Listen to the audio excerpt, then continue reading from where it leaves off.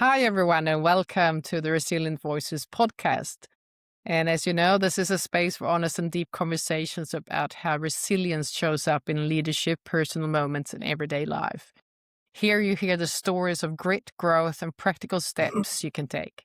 I am your host, Jessica Schultz, and in each episode, we invite a guest to share a chapter from their journey, the moments that tested them, turning points that redirected their path, and the practices that kept them moving forward. And today, I'm so happy to introduce Mikael Avatar Stjernvall. He is a transformational coach and a Paralympic record breaker from 1996. He broke the record, and he guides leaders towards inner peace. He's got a special story, and he was born dead for 45 minutes, and he overcame the odds and was invited by the King of Sweden's 25th anniversary dinner in 1998. He's also been featured, among others, in Authority magazine in 2025, where he offers lots of transformative wisdom. So with that said, welcome, Michael. Thank you, Jessica, for introducing me to your world, your listener. Yeah, I'm so happy that you to have you here, and you happen to be Swedish, just as I am. Thailand since 2009. 16, 17 years ago, I moved here. So it's a big difference from Sweden. I was Yes, born and grew up in Sweden. yeah, okay, thank you. I was born dead because my mom got very badly hurt by my father 1 month before I should be born. So she ended up at the hospital. They couldn't save me. So they put me among the dead children. And the nurse came by around 30, 40 minutes after and saw me breathing. That's a very drastic beginning of life. But I see it differently. I see it as I needed 45 minutes to think, should I really come to this planet? That's a great reframe, huh? I love it. And you decided that it was worthwhile, right? Nobody can beat me if it's right or wrong, but that's the perspective that I live my life. And that's what I want to give the listener, how you can turn anything to your benefit, where you come from, how you were born, it doesn't matter. It's in your head, how you think. Yeah, that's amazing. So thank you for sharing that. And I think we're going to really dig deeper into that. But could you please just share with us, you had a bit of a different upbringing. Yeah, it was really different in many, many ways. The biggest difference was my mom worked as a social worker. So we had people living in our home. And I counted once that it was 17 people between I was 7 to 15 years old. And they were the ones living more than 6 months. That's the perfect coaching school to grow up with. Because there is 17 ways of making the breakfast table. It's an amazing training if you want to be a life coach. And 6 of these people, they were from New Delhi. So I grew up with, they lived with us 4.5 years. So I even get the different cultural angle at that. And my first mentor, he was from Egypt. Abdelrahman El-Khatib, he was my music teacher. I was 7. My hands were cramped. I couldn't open them, but I wanted to play the piano. He wanted to be a drummer, so I ended up with him for 10 years. And those people get impression in your life. I didn't grow up Yeah. with the cerebral palsy staff.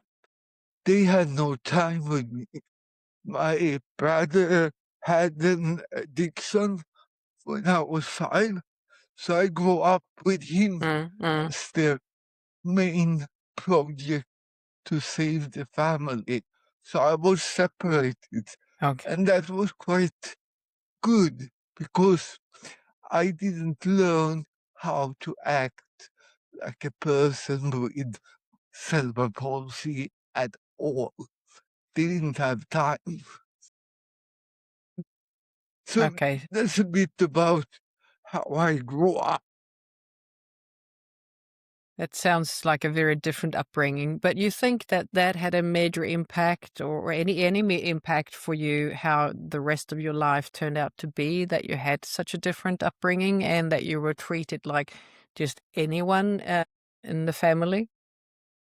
I think it has a big impact because I used Mm, to train people mostly when I was young in the sports world, but later mm, even business and all the other stuff. And with this mhm, background, I learned how people think differently. And with this upbringing every day, I learned different way of solving things, and every way is the right way for that person. So I had it really mm, in home. I didn't go to school. mm. I had a lot of mentor. I have some degree too later in my life, but really that was there for my, coaching, consulting, whatever you should call what I'm doing. It's very difficult Mm, to describe, but we will come into yeah, that later, I think. yeah, yeah, yeah, absolutely. So you didn't go to like ordinary school at all? But, You were homeschooled, or? I went to a special class first year, but Mm-hmm. I was too good, so I had to do the first class once more in a normal class, and I couldn't write since my hand was shaking, so I had a typewriter. Mm. Computer didn't exist in the 70s. No, no, no. It's So yeah. I went to a normal school and even to higher school, but at the university, the sponsors of the university, they threw me out because they didn't want to spend 1 million or whatever it cost on a person with cerebral palsy. So they really threw me out. I was so angry. I started my own company instead. And Mhm. that's the way I went. So I have had some small work, but I have never been employed. I have been self-employed all my life. And Mm. And the you've been good thing with that, you never need to show any degrees. They think you're good. mm. Yeah, yeah, no, because then you're your own boss. You don't really need to do that then. That's great. But then you've been very, very successful as an Yes, athlete. it's a mindset. First, when I was 4, I wanted to be a rock climber. I saw this movie from Mount Everest and I wanted to climb mountains. So I ran to my mom, I want to be a mountaineer. And she told me, you can't make money on that. 20 years later, 24 years old, I was a climber instructor. You should see the eyes from the clients I had when they understand that I was the guide for their climbing. I mean, so in the mindset when I was 10, I ran down and up a hill, like 200 meters, and was totally break down, was lying totally tired. And there I decided this was in Samako, north of Sweden. And I decided I'm going to go to the Olympics. So I started training for the Olympic 10 years old. And I read some books and thought this with accountability. So I had some friends. So I had my first training group, 10 years old. There were like 10, 12 people from 7 to 30 years old that I trained to go to the Olympic. But the funny thing is that when I was 20, is a lot of numbers here, but when I was 20, they told me there is this thing called Paralympic. Then I knew I was going to the Paralympic. So I trained 10 years for the normal Olympic. That's a bit. And in Atlanta, 1996, I came to the Olympic and I did this thing that very few people have done. There was a break, there was a thunderstorm, so there was 3 breaks. And when we come out the third time, I broke the world record. And the audience was still there. And there were 68,000 people. And all the other track and field, they were finished. So to break a world record in front of 68,000 people, that's very, very rare. I didn't understand it. As you said, you will be invited to king's dinners and whatever, because those few seconds of your life. Yeah. But inside me, as this is resilience, I was empty. I thought something magic should show up. I mean, I have done the peak of your life, but nothing happened. Yeah. There was nothing there. I was clapped, hooray, but me, it was nothing there. And that's why I want to talk about this, because many people are lost. But even people with great success, they are also lost, because maybe we choose the wrong thing, or maybe there is something more to discover in life. That was a long explanation. Yeah, but I love it. It's thank you, because it's really, I mean, you did for a very long time train to go to the Olympics. You went to the Olympics and it was like a huge success from the outside, if we put it that way. And you had a big audience that it came with some big rewards. Of it would be seen as a reward to go to the king and participate in that. But still, there was a void in there. There was something that was empty. So what was that? Can you describe what that was all about? That it was... I think it's many things, but as I said before, I was very angry when they threw me out. So that was the driven part, to conquer the world. When I have done that, I can do this interview and I can point this finger at these crazy people that didn't take me and all that stuff. But that doesn't lead you to be a free human being on this planet. And I figured out, it took some years, but I figured out that the calmness, the friendliness to people, my titles, they are very different compared to many, but I want to be this glowing person that wake up every day with a smile. How many people wake up and know that they will smile today? That's the purpose. That's the gift that you have. And how do you find that? Yeah. So I went on my own adventure to find this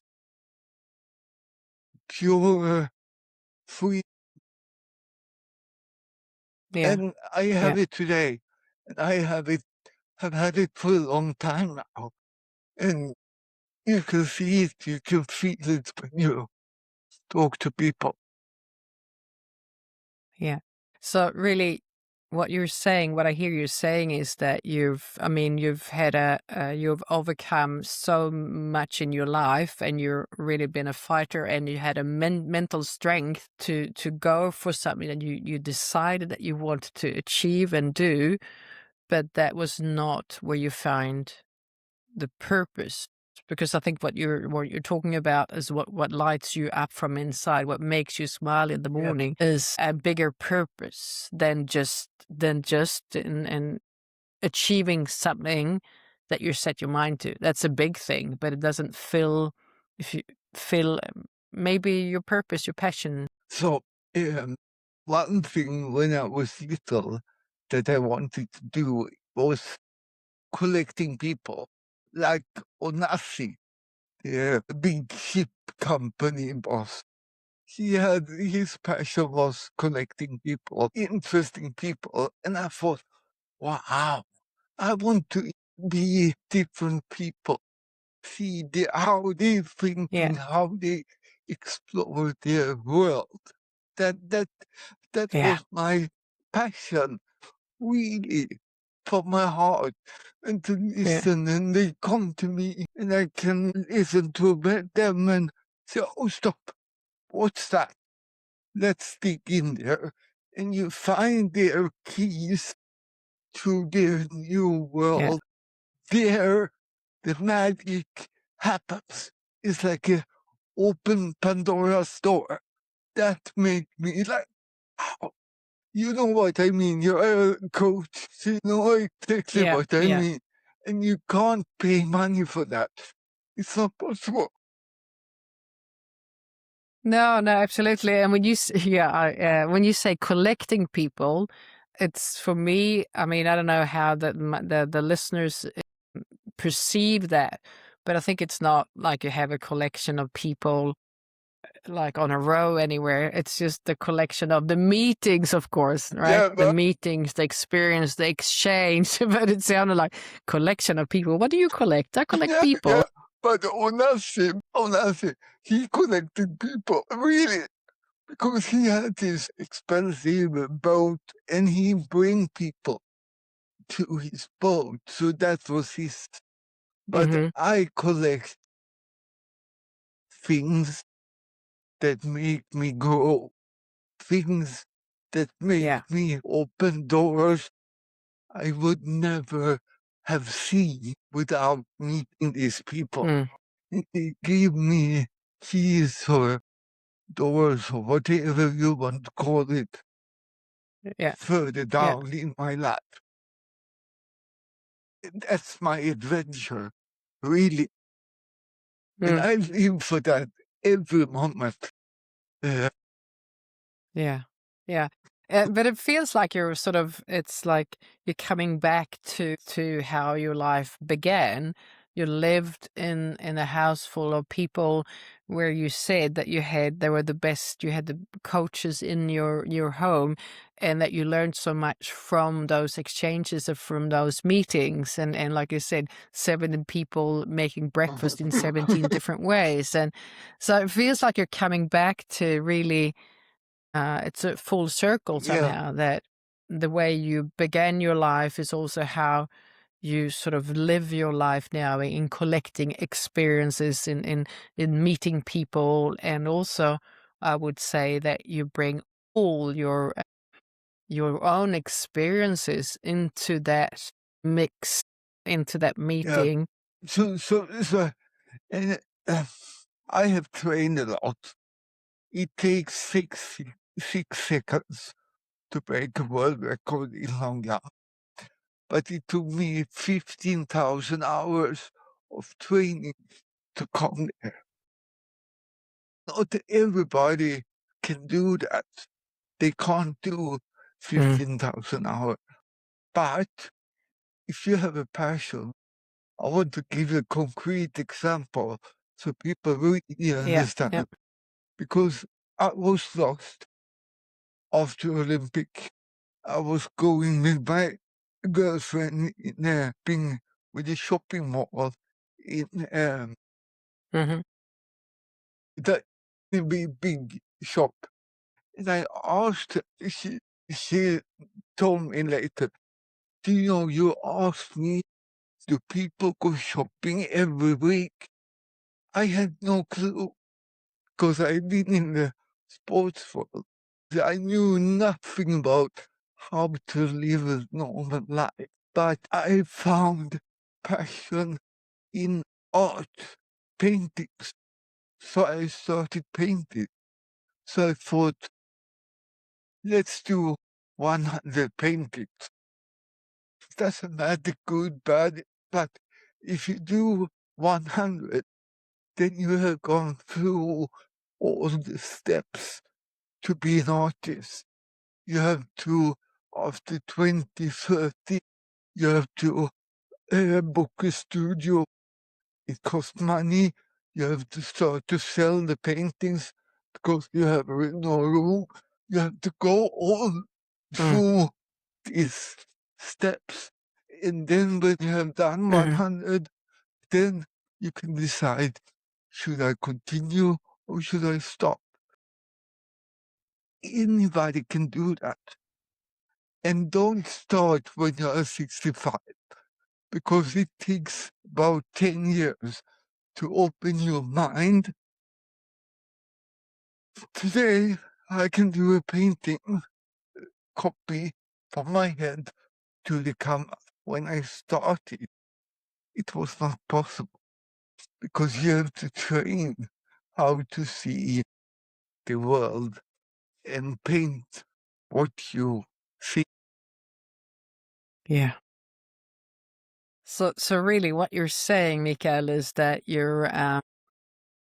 it takes 100 paintings and the whole process of going through, like getting into a gallery, start to sell your paintings in order to know if you want to be an Yeah, artist? for me, that was my perspective. So my goal was Yeah, 100. yeah. It doesn't matter good or bad. It has nothing to do with that. It's only book. I booked Sunday morning, 9 o'clock to 3 o'clock for 2 years. Went to my studio, sit there maybe 5, 10 times. I couldn't paint, but I was in the room. And after a few months, Mm, you start painting automatically because the body, no, now we are going to the studio. Now we are going to focus on paint. Simple. You don't need to do 10,000 hours. You need to do small things.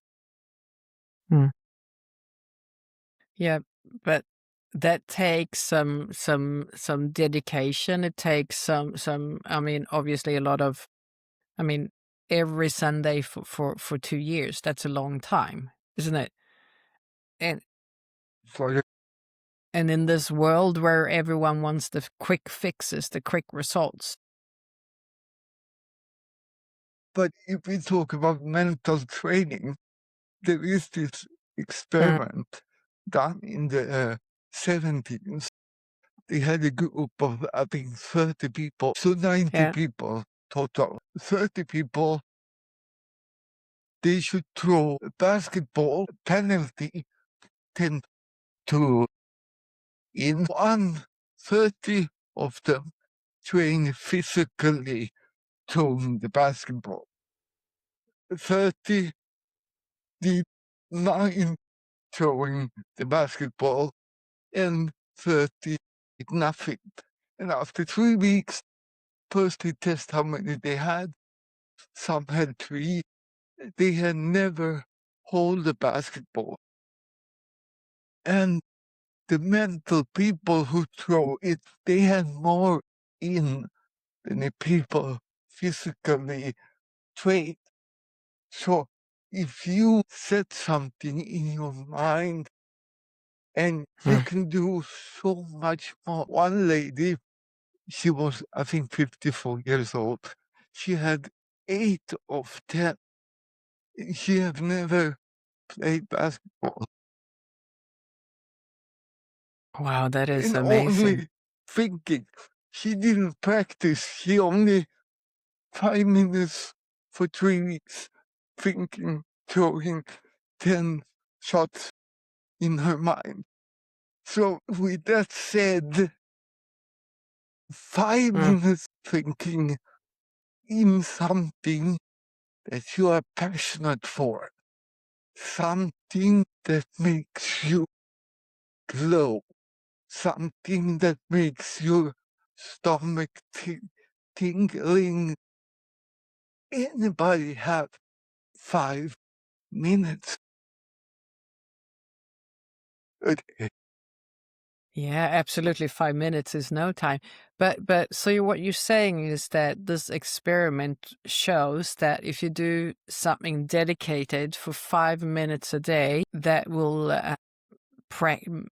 like help you achieving this whatever you're thinking about in the physical realm, in the outer world where you can actually so it comes to life. Yeah, because what happened is that you start a chain reaction, and that chain reaction means that you see a new pattern down the road. You would choose a different way, and if so, it's the chain reaction that's the most interesting part. I used to tell these stupid things to people, and 99% they have no clue. Do you put your left shoe or your right shoe on first? But that's not important. Important thing is what happened if you put the other one for 2 weeks. And we do like 1,000 automatic things every day. But if you pick one and choose to do brush our teeth with the other one small thing, something other stuff happens. And when you sit on your bed in the morning, you should really sit and think, today, what can make me smile? That's Yeah.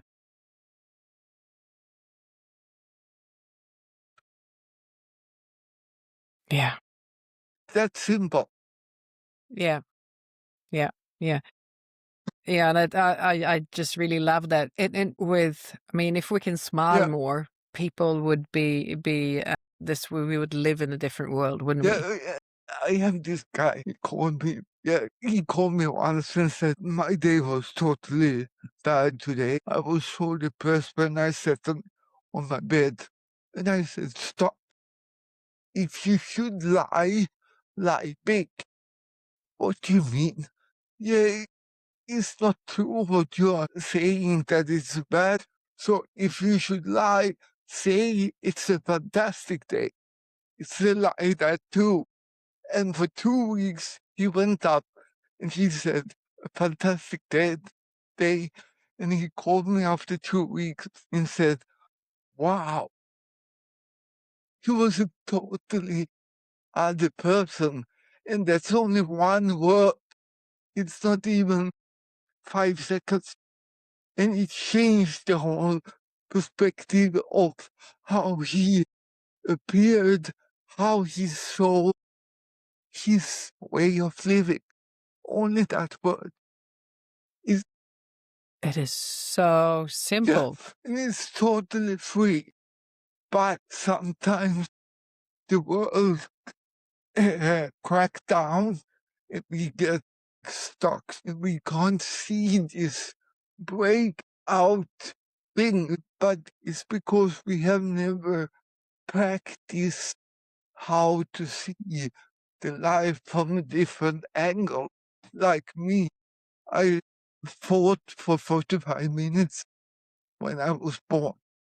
That's a different perspective. Yeah. Yeah.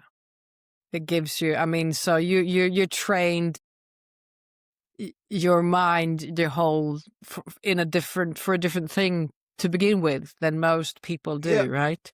You had to fight, and yeah, that was sort of a natural thing for you, and that's been obviously shaping the way you live your life. yeah. And when I meet people like you or in a coaching situation or whatever, I see so many patterns. I see so many what I have conquered, and it's so easy when you have done it for as long as I have done it to just say, stop, Yeah, yeah. what's that? What do you mean by that? Then you find these keys that you need, small Mm. things, and then everything becomes so much easier for people. Yeah, that is really an amazing realization, I think, that the life tricks or the life changing moments are the little things, the small things, the small shifts, the nuances that will make the big shift if you repeat it over and over in time, because it's about repetition, Yes, isn't it? repetition. Mm. And if you don't repeat, but you have to repeat the right stuff.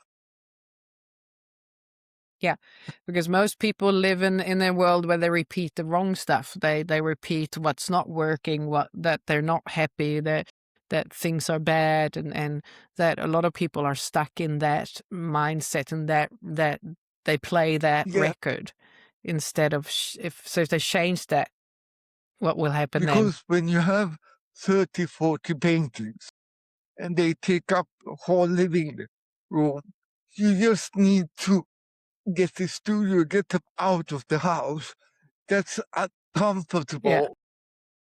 So if you repeat something, it will get uncomfortable, but you will grow. And with this mm, growing, you will become somebody else and you will see the world differently and you're more free. mm. Yeah, freedom is Yeah, important, isn't it? Yeah.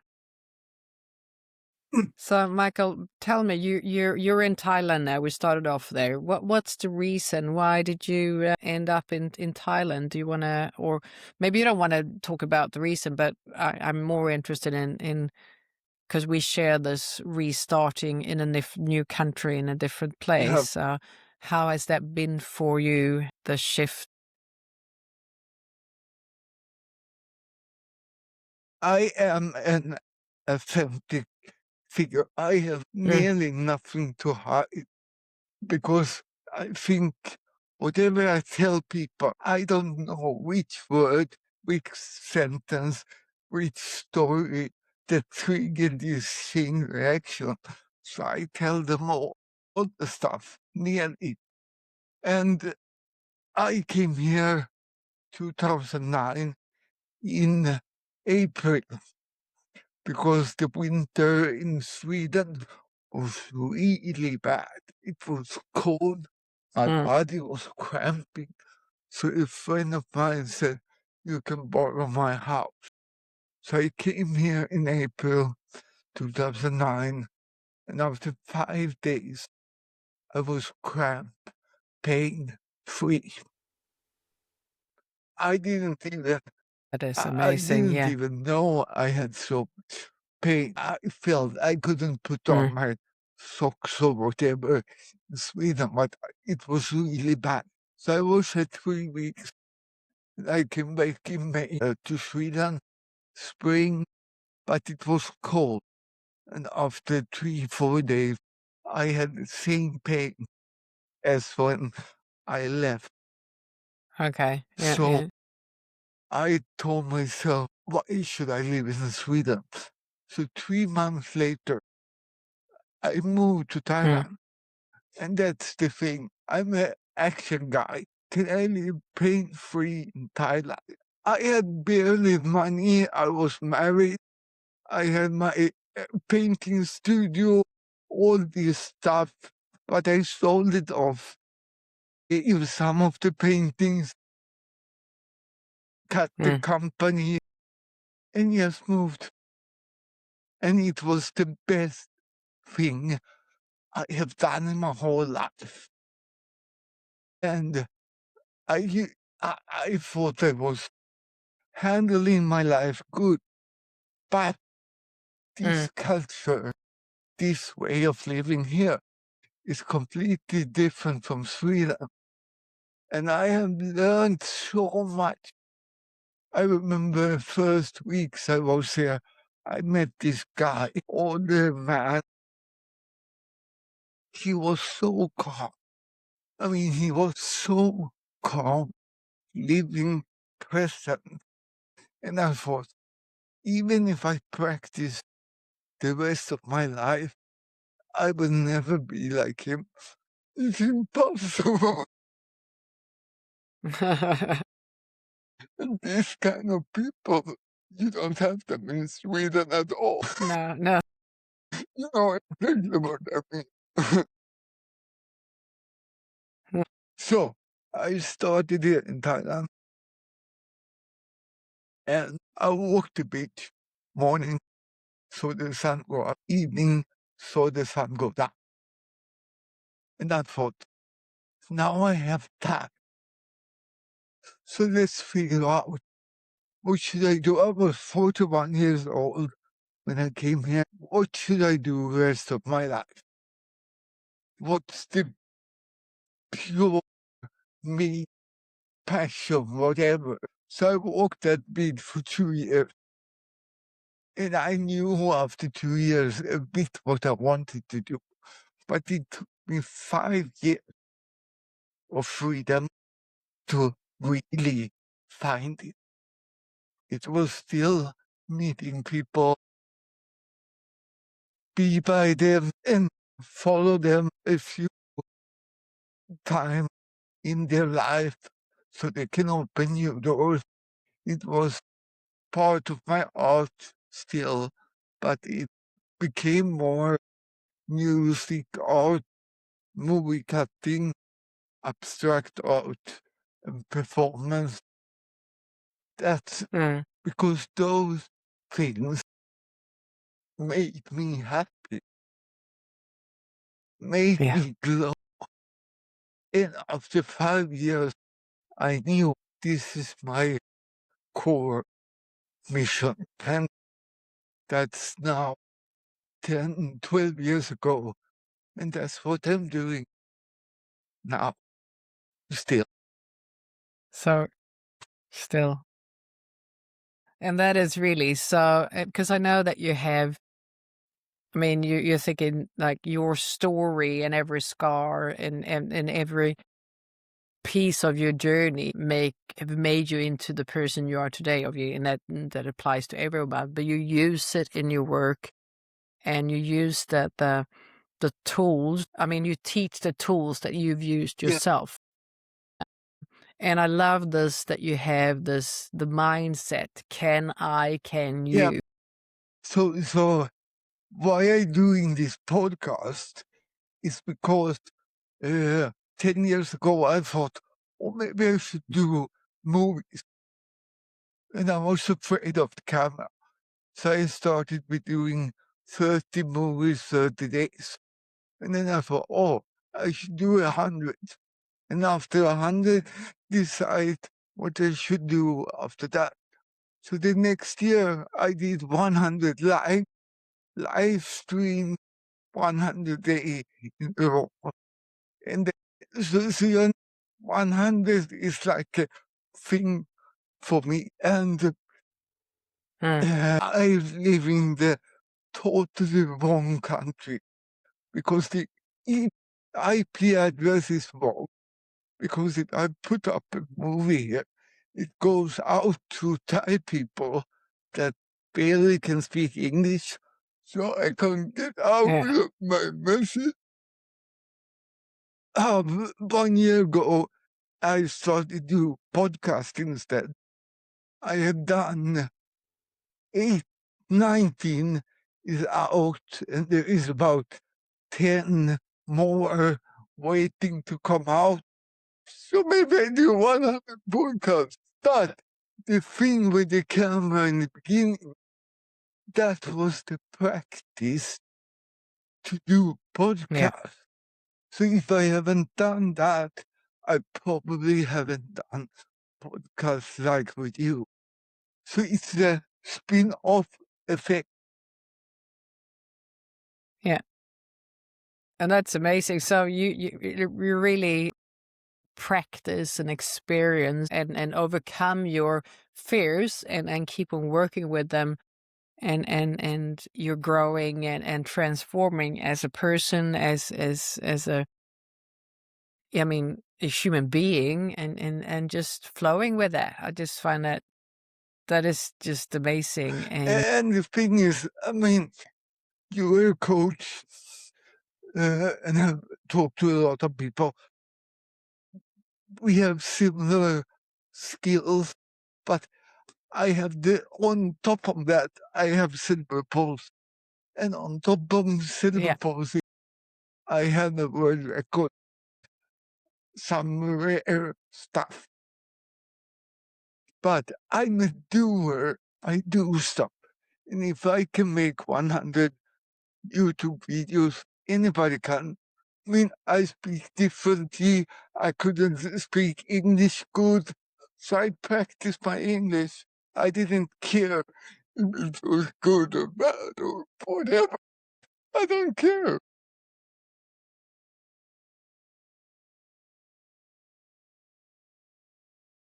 And that's true freedom. If you ask me what freedom is that you don't care about what other people think, because it's not important, because it's just what brings you meaning, joy, challenge, whatever.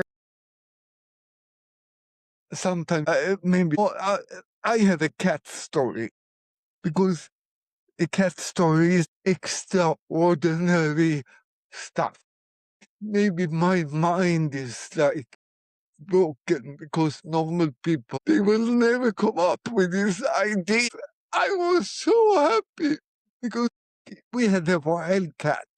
I was living at the place, and there was this wild cat. When you come out in the kitchen is outside in Thailand.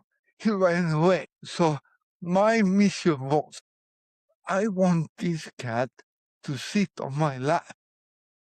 So every day, 5 seconds, 10 seconds, I try to go out in the kitchen without scaring the cat. I mean, that's a mission impossible. But after 5 months, he could stay, but if I came too close, it went away. I think it took me 7, 8 months, and it voluntarily sat on my lap. That's the goal setting that I practice on myself. And when you see that, I mean, it's my girlfriend at the time said, "How did you do that? How did you do it?" I mean, you understand what I mean? It's a good story, because if I can, you can do so much more.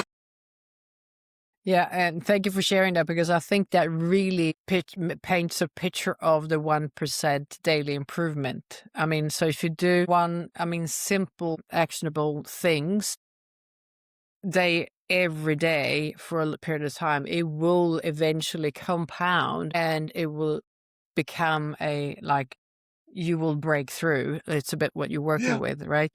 So this cat story is perfect to really demonstrate that if you do consistently things on a daily basis, the small actions, that will eventually become the cat sitting on your yeah. lap.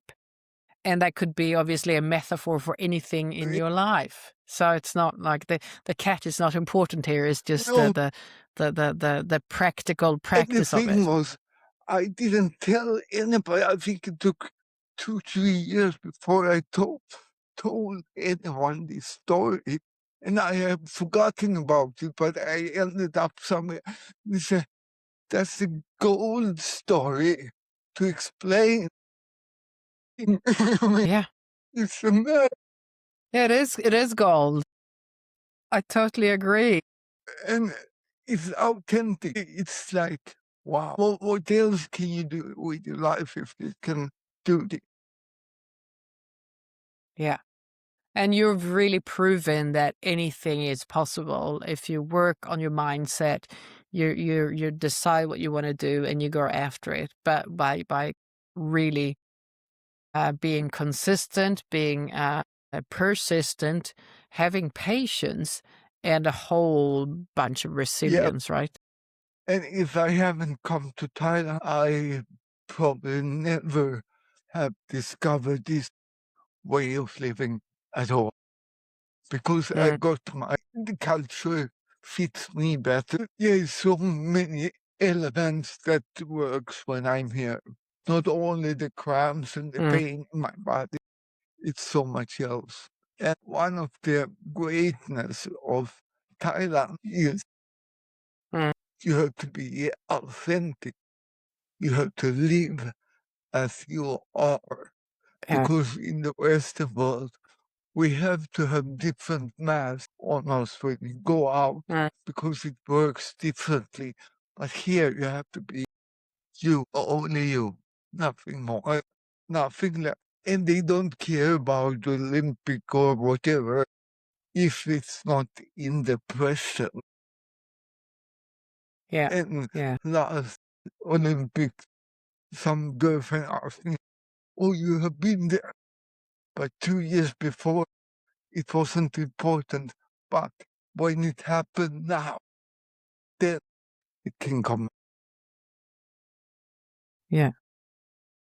Yeah, so it's a lot of learnings here. I think about it from the Thai culture, and for what you're explaining is that we really, if you be, I mean, to be you is good Yeah, enough. That's who you are. That's the only thing that's important. And if you completely and just embrace that and just be you in the present yeah, moment, then you will create a completely different life.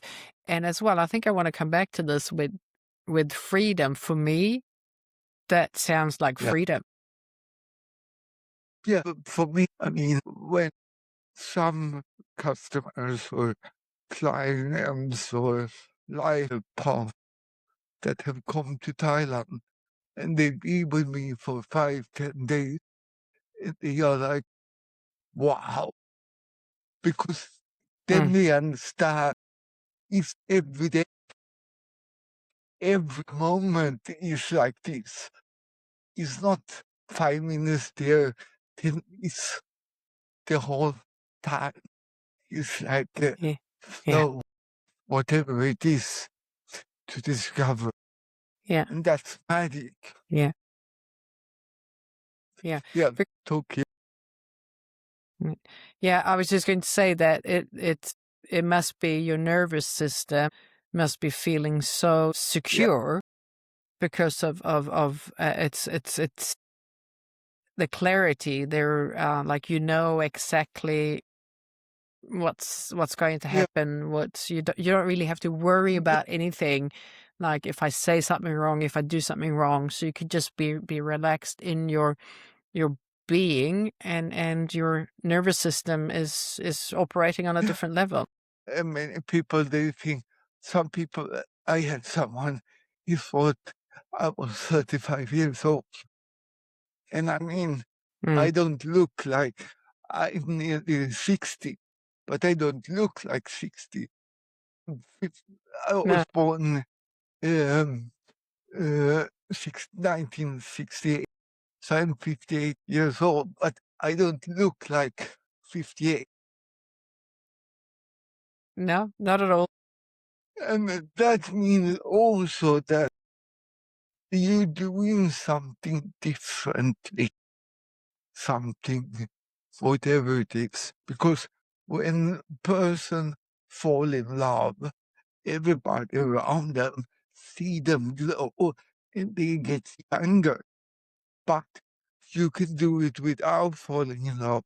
You can fall in love with your goals, your way of living, and that's the same effect. There is no difference here. Yeah, no, I can see that, and it's definitely a glowing energy. So tell me, what's the most powerful step someone can take towards this personal transformation that you're talking about?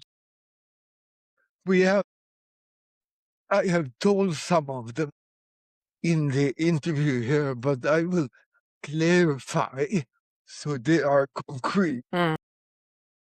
The most important thing that I see is take a step back, breathe,